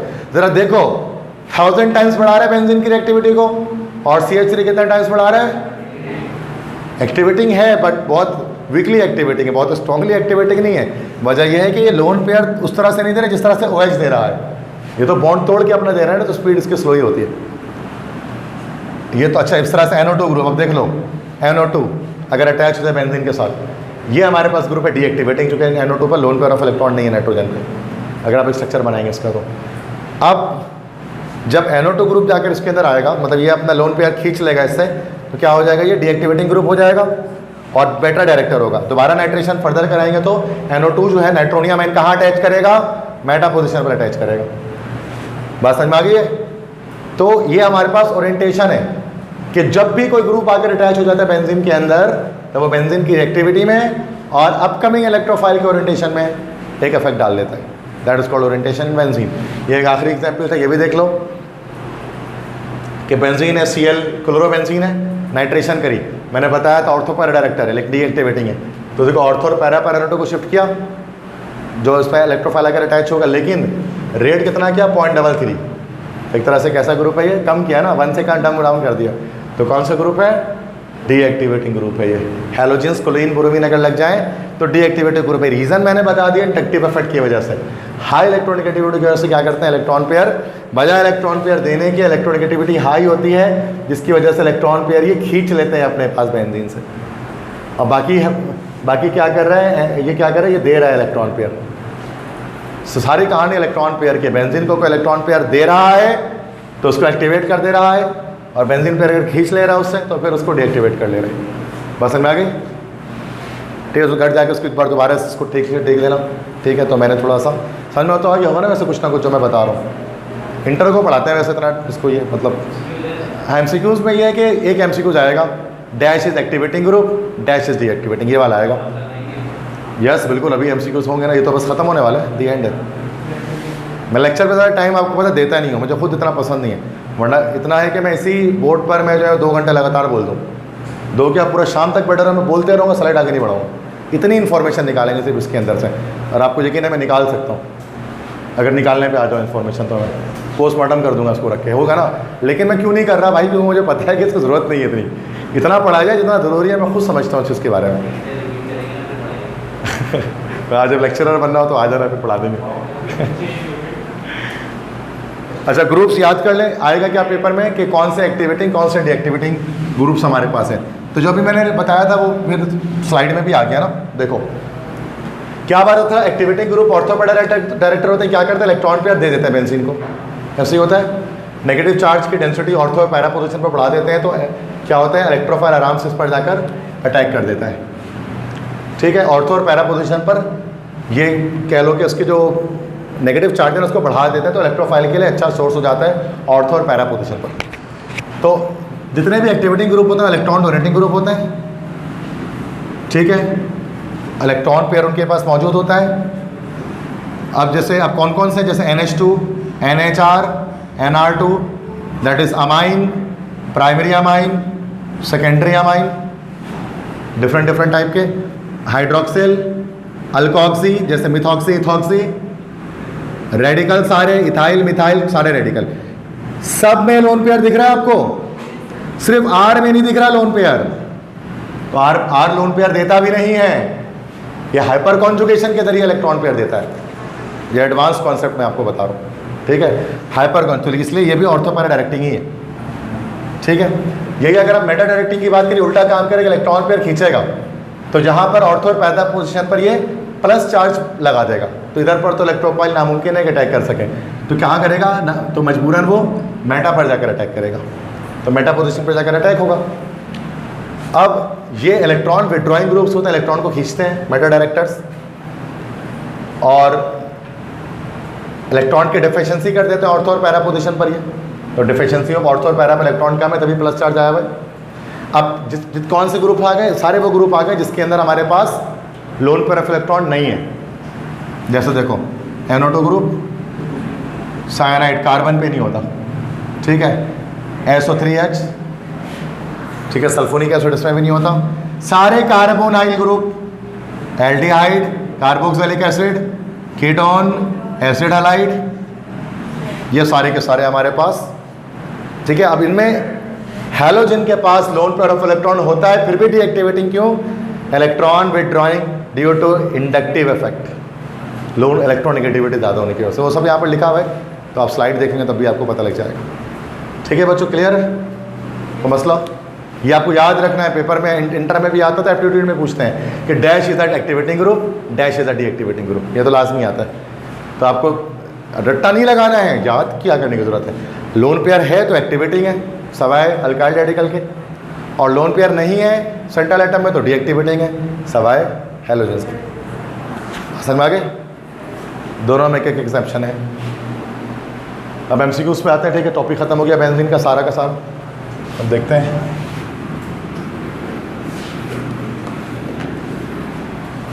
According to modern concept benzene has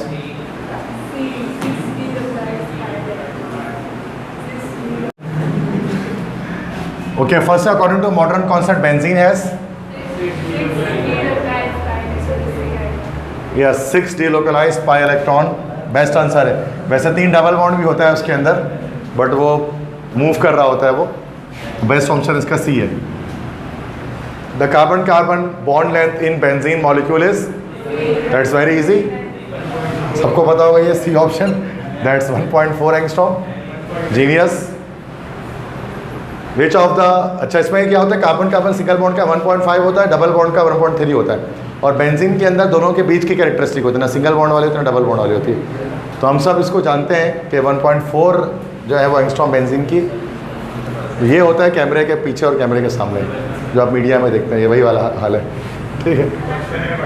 अच्छा next, which of the following does not contain isolated ring. अब देखो आइसोलेटेड रिंग किसमें नहीं होता, देखो बाइफिनाइल, आइसोलेटेड रिंग से क्या मुराद है? बाइफिनाइल में आइसोलेटेड रिंग होते हैं, अभी दिखाया था इस तरह से, दिस इज बाइफिनाइल, है ना। तो यहाँ फिनान्थ्रीन जो होता है ना, इसमें आइसोलेटेड रिंग नहीं आता, जैसे फिनान्थ्रीन, ये फ्यूज रिंग इसको हम कहते हैं ना, बताया था ना इस तरह से। तो इस तरह के जो रिंग होते हैं, these are the fused rings, तो ये बी ऑप्शन करेक्ट होगा। The reaction of bromobenzene with ethyl bromide in presence of sodium ether is called, bromobenzene की reaction ethyl bromide sodium ether, yes Wurtz reaction हो गया, A Wurtz reaction. Total resonance structures of benzene are, D हो जाएगा 5। Modern concept के लिहाज से 2 Kekulé structure है और 3 डिवार स्ट्रक्चर है, टोटल 5 रेजोनेंस स्ट्रक्चर्स हैं फेडरल बोर्ड के लिहाज से, सिंध बोर्ड के लिहाज से, ठीक है। एमसीक्यूज नेक्स्ट है, total number of sigma electrons in benzene are, 12 sigma, 6 sigma bond होते हैं, तो 12 हमारे पास सिग्मा इलेक्ट्रॉन्स हो जाएंगे। अच्छा नेक्स्ट है फॉर्मूला ऑफ बेंजोइल क्लोराइड, ठीक है। तो बेंजोइल क्लोराइड यहाँ पर हमारे पास डी ऑप्शन करेक्ट होगा, क्योंकि benzoyl chloride that is acid halide एक किस्म का है, ठीक है। इसमें ये दैट इज बेंजीन रिंग है, C डबल बॉन्ड OCl, तो this is C6H5COCl, D option correct होगा। नेक्स्ट है 2 butyne on hydrogenation in the presence of sodium liquid ammonia catalyst. अब यहाँ पर अल्कीन, चूँकि अल्कीन बनेगा, ब्यूटाइन से ब्यूटीन बनेगा, अमोनिया इस्तेमाल करें तो बजाय से इसके ट्रांस बनेगा, तो ट्रांस टू ब्यूटीन की फॉर्मेशन होगी।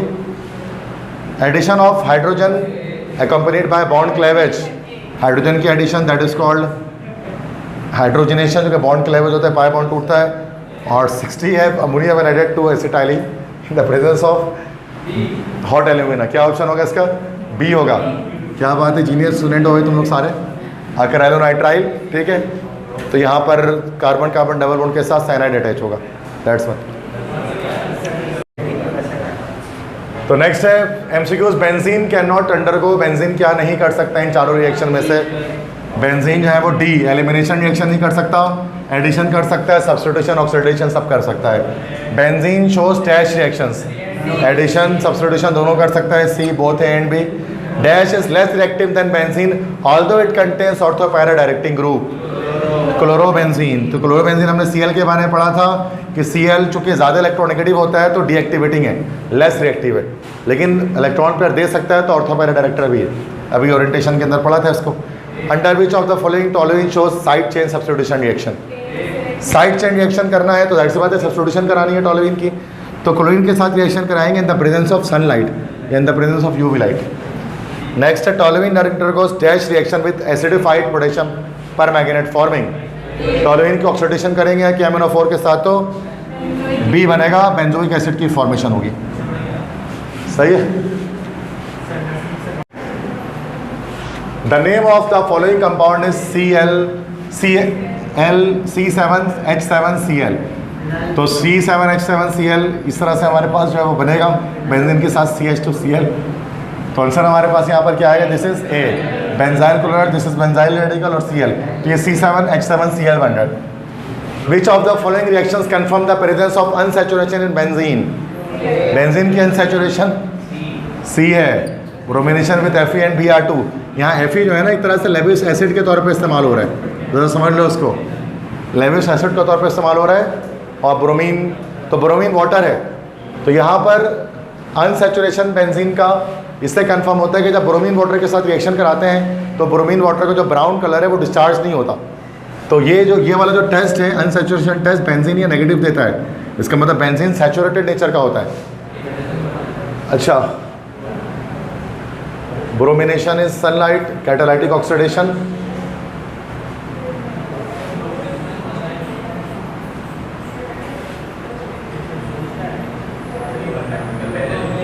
एक मिनट, इसमें सेकंड वाले का मैं देख रहा हूँ। Confirm the presence of unsaturation, नहीं ये सी ऑप्शन इसका फिर नहीं होने वाला हमारे पास, ठीक है। ए होना चाहिए ना, ब्रोमिनेशन इन सनलाइट। सनलाइट पे ब्रोमिनेशन होता है तो पाई बॉन्ड टूटता है, हेक्साक्लोरोसाइक्लोहेक्सेन बनता है। ए ऑप्शन हमारे पास यहाँ पर करेक्ट होगा, ठीक। Okay, propyl benzene undergoes oxidation with acidified KMnO4 forming. जो भी अल्काइल बेंजीन होगा वो आपका बेंजोइक एसिड ही बनाएगा। Which one does not undergo polymerization. तो बेंजीन की पोलीमराइजेशन नहीं होती, इथाइन की पोलीमराइजेशन होती है। इथाइन पॉलीमर, इथाइन का पॉलीमर क्या है? बेंजीन। 3 इथाइन मिलता है, ट्राइमर। इथीन का पॉलीमर हमारे पास क्या होता है? That is polyethene. पॉलीइथीन और क्लोरोप्रीन का भी हमारे पास पॉलीमर बनता है, बस तो याद रखो वो पॉलीमर रबर होता है। जो सिंथेटिक रबर होता है ना, वो रबर जो दरख्त से नहीं बल्कि इंडस्ट्री में बनाते हैं, तो रबर भी एक पॉलीमर है। जो रेजर जो आप मिटाते हो ना जिससे, वो भी एक पॉलीमर। वो किससे बनता है? क्लोरोप्रीन एक कंपाउंड, उसका पॉलीमर होता है वो। तो जो पॉलीमर जिसका नहीं बनता वो बेंजीन का नहीं बनता। Next in the reaction toluene benzoic acid, which of the following reagents are used. मतलब टॉलुइन की बेंजोइक एसिड में कन्वर्जन किसको इस्तेमाल करेंगे? तो पोटेशियम परमैंगनेट इस्तेमाल होता है एक्वस मीडियम के अंदर, तो इसका आंसर हमारे पास बी करेक्ट हो जाएगा, ठीक है। Potassium permanganate in aqueous medium, तो क्या करेगा ये? ऑक्सीडाइजिंग एजेंट है, नेसेंट ऑक्सीजन लिबरेट करेगा और टॉलुइन को बेंजोइक एसिड में कन्वर्ट करेगा। समझ में आ गई बात सारी? तो फर्स्ट है position isomerism is shown by all except D. काफ़ी मुश्किल एमसीक्यूज है। डी अल्कानल, चूँकि एल्डिहाइड्स में आप जानते हैं एल्डिहाइड में क्या होता है, हमेशा एल्डिहाइड जो है ना वो कोने मतलब किनारे का कोने का कार्बन पकड़ के बैठा होता है। या इस कोने में या उस कोने में, बीच में आप एल्डिहाइड का कार्बन नहीं ला सकते। उठा के अगर यहाँ से यहाँ कर देंगे तो कीटोन बन जाएगा फिर। इसलिए एल्डिहाइड वाहिद है जो पोजीशन आइसोमेरिज्म शो नहीं कर सकता, बाकी अल्काइन, अल्कीन, अल्कानोल सब में हो सकती है। Next, ether and ketone shows the phenomena of metamerism. चूँकि ROR होता है हमारे पास, that is called ketone, sorry ether, और कीटोन हमारे पास क्या होता है, R3 डबल बॉन्ड OR। अब यहाँ पर क्या हो सकता है बच्चों कि ये जो रेडिकल हैं इनके नंबर्स को चेंज करके हम आइसोमर्स जनरेट कर सकते हैं, तो उसको मेटामेरिज्म कहते हैं। Next, ethanol and dimethyl ether, aldehyde and ketone, cycloalkane and alkene, ये कौन से आइसोमर्स होते हैं? ये अलग अलग फंक्शनल ग्रुप चेंज हो रहा है सबके अंदर, तो that is functional group isomerism है ये। Which isomer will be the most stable for a given alkene? Cis. तो सिस आइसोमर जो होते हैं वो ज़्यादा स्टेबल होते हैं बनिस्बत ट्रांस आइसोमर के, ठीक है। Which isomers is possible for 2-chloro-3-methyl butane? तो इसका हमारे पास कौन सा आइसोमर पॉसिबल होगा? पोजीशन आइसोमर्स पॉसिबल होंगे, देखो उसमें जो ब्यूटेन हो गया ये, और 2 पर क्लोरो लगा हुआ है, 3 पर मिथाइल लगा हुआ है, तो हम इस क्लोरो की पोजीशन को आगे पीछे तो कर सकते हैं ना भाई, पोजीशन आइसोमर बना सकते हैं इसके अंदर। The number of isomers of C4H10, 2 होंगे, N ब्यूटेन आइसोब्यूटेन, तो B option. Which of the following compound do not exhibit positional isomerism? Carboxylic acid. तो कार्बोक्सिलिक एसिड में एल्डिहाइड की तरह वो एक किनारे पर कार्बोक्सिलिक ग्रुप अटैच होता है, तो इसके कार्बोक्सिलिक एसिड के पोजीशन आइसोमर पॉसिबल नहीं। Esters are the functional group isomers of carboxylic acid. इसका ट्रिक सिंपल है कि याद कि एस्टर में हमारे पास 2 ऑक्सीजन है और 2 ऑक्सीजन यहाँ पर सिर्फ कार्बोक्सिलिक एसिड के अंदर ही है, बाकी सब में सिंगल ऑक्सीजन है, तो डी ऑप्शन हो गया। नेक्स्ट है metamerism is shown by. Metamerism 3 compound show करते हैं, एल्डिहाइड, कीटोन, एस्टर, तीनों शो करते हैं, तो डी हो जाएगा all of this. Number of position isomer shown by 1 butene. Position isomer 2 बनेगा उसका, एक 1 ब्यूटीन बनेगा और एक 2 ब्यूटीन बनेगा। समझ में आ गए सारे? विच of the following is not an amine? A option. ये ऑप्शन हमारे पास अमाइन नहीं है, बिकॉज C डबल बॉन्ड हो NH2 है, ये हमारे पास अमाइड है। अच्छा, ये जो हमारे पास है बेंजीन के साथ NH2, ये हमारे पास है एनेलीन, ये एनेलीन है, ये प्राइमरी अमाइन हमारे पास है, और ये हमारे पास 3 डिग्री है टर्शियरी अमाइन। सेकंड है, which one of the following class of compounds has been incorrectly matched with the general formula? Phenol का सही है, कीटोन का भी सही लगा हुआ है, कार्बोक्सिलिक एसिड भी यही होता है, अल्कोहल लेकिन CHO नहीं होता, यस ये COH होता है, ये हमारे पास एल्डिहाइड का उन्होंने लगा दिया, इनकरेक्टली मैच कर दिया। Immuno group is present in, देखो ये अमाइनो और इम्यूनो में फ़र्क है। अमाइन में क्या होता है हमारे पास, नाइट्रोजन कार्बन सिंगल बॉन्ड के साथ नाइट्रोजन की अटैचमेंट होती है, और carbon double bond nitrogen attach हो जाए, दिस इज कॉल्ड इमीन, और कार्बन ट्रिपल बॉन्ड नाइट्रोजन आ जाए, दिस इज साइनाइड, फिर वो नाइट्राइल बन जाता है फिर वो। तो अमाइन में भी नाइट्रोजन से कनेक्शन है, इमीन में भी नाइट्रोजन से कनेक्शन है, और साइनाइड में भी नाइट्रोजन से कनेक्शन है। ठीक है जी बच्चों। Next, skeletal formula of organic compound is shown below. तो एक फार्मूला दिया हुआ है, तो स्ट्रक्चर इसका हम बना लेंगे, नंबरिंग कर लेंगे। तो 3 पर मिथाइल है और 4 पर मिथाइल है, 3,4 डाईमिथाइल 3 हेक्सीन। तो कौन सा सी ऑप्शन करेक्ट हो गया? 3,4 डाईमिथाइल 3 हेक्सीन। ठीक है। IUPAC name of the following structure this is, अब ये स्ट्रक्चर का IUPAC नेम बताना है। This is C double bond OH, उसके बाद 1 2 3 कार्बन यहाँ 1 2 3 मिथाइल ब्यूटारल। ठीक है, सी ऑप्शन करेक्ट। TNT का IUPAC नेम क्या है? TNT, यस TH3 यहाँ पर आ गया और 3 नाइट्रो लग गया 246 पर, TNT। एक तो PTCL का पुराना नाम था TNT, telegraph and telephoning. PTCL को पहले TNT कहा जाता था, तो अब वो PTCL कहा जाता, तो ये TNT यहाँ पर एक्सक्लूसिव है, धमाका खेज मवाद। जैसे एक तो TNP होता है, TNP बड़ा मशहूर है, TNT दोनों सुना होगा।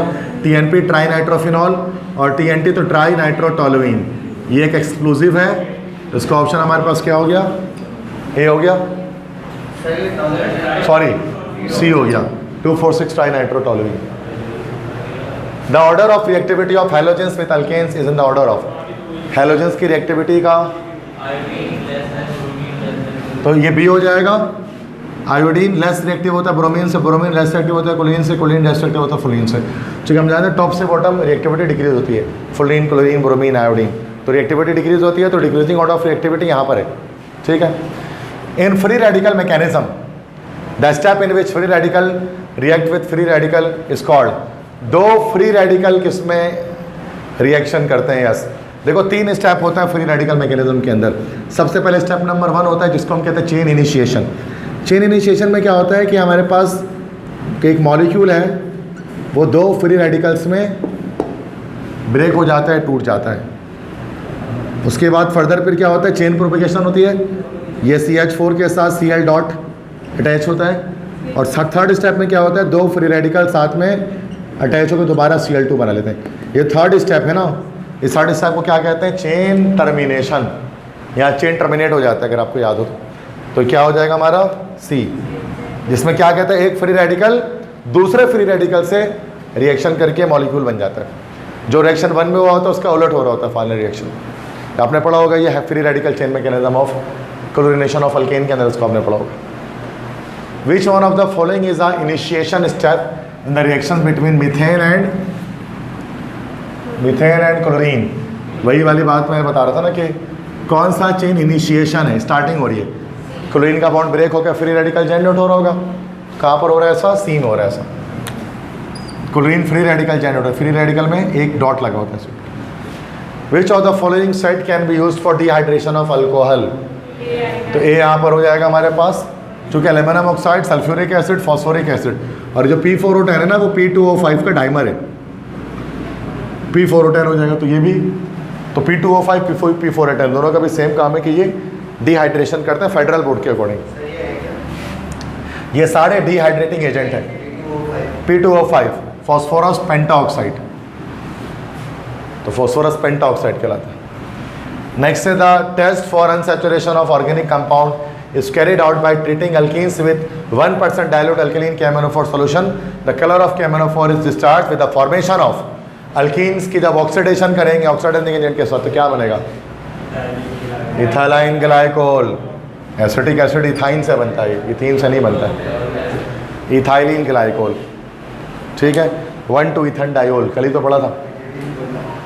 ओजोनाइड्स are unstable compounds and are reduced to carbonyl compounds with zinc and water. This test is used to locate position of। याद रखिए कि जो हमारे पास ओजोनाइड होता है ना वो कार्बन डबल बॉन्ड कार्बन, इसकी पोजीशन को लोकेट करने के लिए इस्तेमाल किया जाता है। तो इसका ये ऑप्शन होगा हमारे पास। नेक्स्ट है जो general formula of alkene. Alkene का जनरल फार्मूला क्या होगा, बी हो जाएगा। Ethyne can be identified by treating with ammoniacal cuprous chloride और ammoniacal silver nitrate. Which of the following will also give the test. देखो ethyne का reaction क्यूब CuCl से या अमोनियम सिल्वर नाइट्रेट से, मतलब टोलेंस, तो AgNO3 से करेंगे तो इथाइन का एसिडिक कैरेक्टर टेस्ट होगा। तो टर्मिनल अल्काइंस होता है ना, टर्मिनल अल्काइंस वो एसिडिक कैरेक्टर टेस्ट देते हैं। टर्मिनल अल्काइंस क्या होता है, जिनमें कोने में फर्स्ट कार्बन के साथ ट्रिपल बॉन्ड की अटैचमेंट होती है।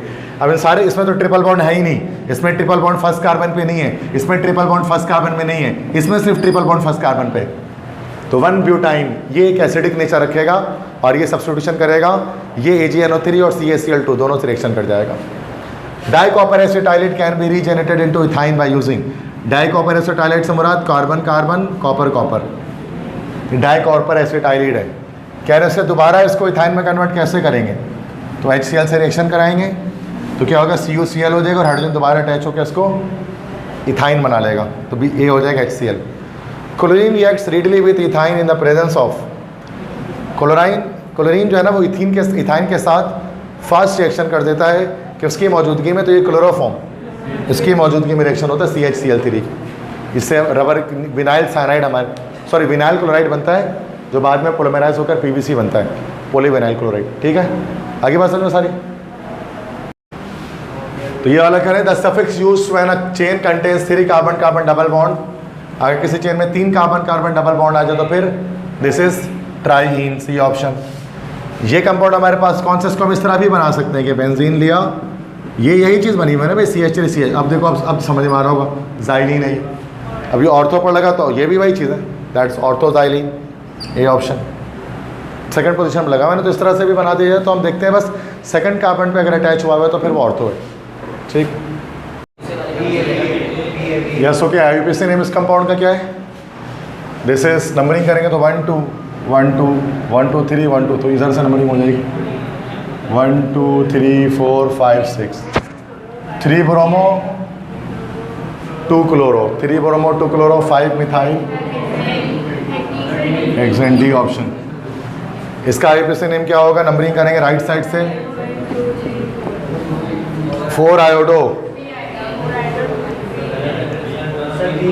4 iodo 2 hexane, yes B option correct, सही।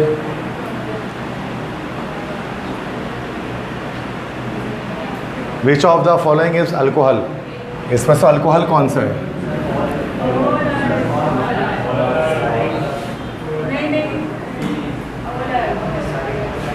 गलत ऑप्शन। देखो ये दोनों फिनॉल है, सिर्फ बी ये अल्कोहल है। उसको कल मैंने पढ़ाया था, this is benzyl alcohol. Alcohol के लिए OH ग्रुप का sp3 हाइब्रिडाइज कार्बन से अटैच होना जरूरी है। यहाँ पे दोनों में OH sp2 हाइब्रिडाइज कार्बन से अटैच है। ये दोनों फिनॉल है, ये डाईहाइड्रिक या मोनोहाइड्रिक। अल्कोहल सिर्फ बी है, बेंजाइल अल्कोहल। मिटा दो। ओके, मैलिक एसिड क्या होता है? मैलिक एसिड सेब के अंदर होता है, और ये क्या है? अनसैचुरेटेड डाइकार्बोक्सिलिक एसिड होता है, हमारे पास है। रेजोनेंस एनर्जी बेंजीन की हमारे पास होती है 150.5 किलो जूल पर मोल। बेंजीन स्ट्रक्चर क्या होता है? Resonance hybrid of all 5 contributor, जो दो कैक्यूल और 3 दीवारी स्ट्रक्चर, उसका रेजोनेंस हाइब्रिड होता है। फिर रॉबिन्सन स्ट्रक्चर उसका एक बनता है, सर्किल जो बनाते हैं। Which of the following is a tricyclic compound? Anthracene tricyclic होता है, फ्यूज रिंग होती है 3 इसके अंदर। Compound with highest hydrogen to carbon ratio 1:1 का रेशियो होता है बेंजीन के अंदर। In benzene geometry of each carbon is sp2 hybridization होती है, ट्राइगोनल प्लेनर स्ट्रक्चर होता है। सही है भाई, clear? All of the following are polycyclic aromatic compounds except xylene. Xylene polycyclic नहीं है। ज़ाइलीन आप जानते हैं 2 CH3 अटैच हो जाए तो ज़ाइलीन है, तो सिंगल एक साइकिल इसके अंदर होता है। ठीक है। Ortho and para directing groups releases electron density with the benzene ring. Which of the following is ortho para directing group? ANH2। चूंकि नाइट्रोजन के पास लोन पेयर है तो ये लोन पेयर डोनेट कर सकता है रिंग को, that's why it is ortho para directing group. Among the following compound which can be readily sulphonated, जिसमें बेंजीन के साथ कोई ऑर्थो एक्टिवेटिंग ग्रुप अटैच होगा, तो ये फिनॉल हो जाएगा। OH ग्रुप अटैच हो जाता है, इलेक्ट्रॉन पेयर देकर बेंजीन रिंग को एक्टिवेट कर देगा। Which reagent can be best use to distinguish? इसको छोड़ देना। Which of the following is produced by the action of methyl chloride on benzene in presence of AlCl3 followed by oxidation in the presence of acidified potassium permanganate solution. पहले कह रहे हैं alkylation करो, फिर कह रहे हैं ऑक्सीडेशन करो। जब अल्काइलेशन करेंगे बेंजीन की तो बनेगा टोलुइन, टोलुइन की करेंगे ऑक्सीडेशन, बनेगा बेंजोइक एसिड, डी। सही है। तो when toluene reacts with Cl2 in the presence of sunlight, the final product will be benzyl chloride, C. The order of reactivity of halogens with alkane in the order of, ये repeat हो गया था ये। Termination of free radical mechanism takes place by the, स्टेन termination कब होती है? जब 2 अल्काइल रेडिकल साथ में फ्री रेडिकल ज्वाइन हो जाते हैं। तो क्या हो जाएगा इसमें? रिएक्शन ऑफ फ्री रेडिकल्स नहीं, रिएक्शन नहीं, yes B reaction of formation of नहीं, A reaction of free radical with free radical, A is the correct one. 2 free radical attach होंगे। Ethyne polymerise into chloroprene in the presence of, ये भी हमने इसको किया नहीं है, इसको छोड़ दें। Vinyl acetylene combined with HCl to form vinyl acetylene. जब HCl से कंबाइन होगा तो ये हमारे पास डाई विनाइल एसिटाइलिन मिलाते हैं, डाई विनाइल एसिटाइलिन। ठीक है, ये हमारे पास बनेगा। नेक्स्ट,